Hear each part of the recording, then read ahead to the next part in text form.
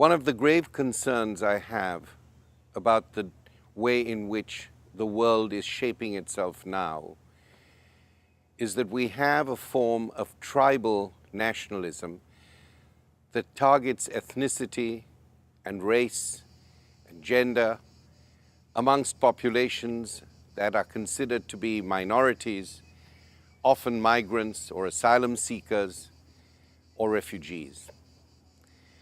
What is characteristic about tribal nationalism, and the phrase comes from Hannah Arendt's observations in the 1930s, is two major factors. One, that the leaders are often patriarchs or strong figures who see themselves as the defenders of the majoritarian dispossessed. The people in the country who they appeal to are those who are against foreigners, against the hospitality to strangers, and who see themselves as part of the national myth. But they always present this xenophobic majority as being under threat. So it's the majorities who are really under threat by the minorities, or by the foreigners, or by strangers. And this creates a very toxic atmosphere in which minorities are always seen as disrupting the very nature of the social order. They are seen as destroying a full sense of citizenship. And this is, of course, completely unjustified and wrong. One of the frightening characteristics of this phenomenon is that whereas we are used to thinking about improving the lot of minorities through the rights of discrimination, to giving them new rights, discrimination now is not the only danger. Discrimination gives us hope. It makes us think that there is a legal remedy to discrimination.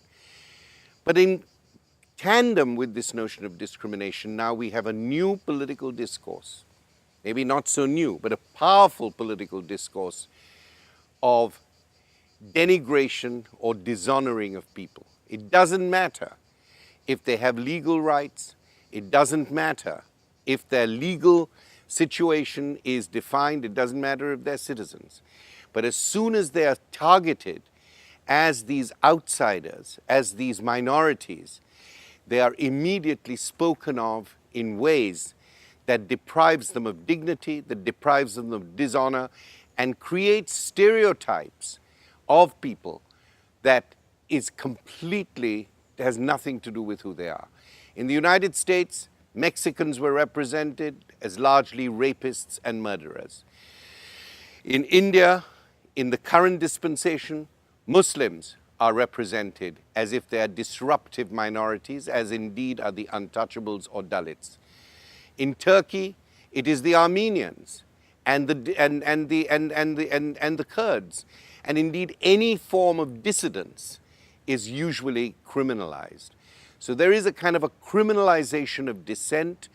There is a disrespect that is widespread, and the problems of what I'm calling dishonor or denigration is very difficult to cure simply by changing the laws of discrimination. Because the laws of discrimination can be improved, but the discourse of denigration and the abuse of populations will continue. And today it targets one minority, tomorrow it can target another minority. And what happens in time is that every nation becomes either a prison or caught in an unnecessary civil war. And this, we should be very careful now of this new emergence of the politics and the language of denigration and dishonor. When you project the politics of dishonor onto somebody, you're saying, whether you are a citizen or not, whatever your legal status, you are not fit to be part of a civil or civic society. It's a kind of exclusion that can be often cultural rather than legal, but no less lethal for that reason.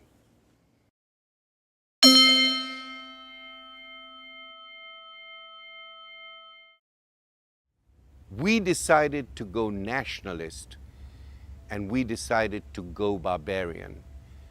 This is his own description of the Trump campaign and indeed of the Trump governance. Going barbarian.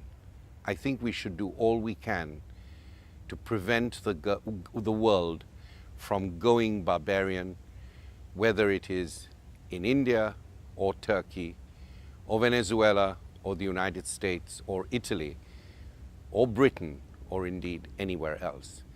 The fact that going barbarian is already so widespread should make us properly worried, but it should also make us properly aware that we have to resist with all we have this appalling division of people who are seen to be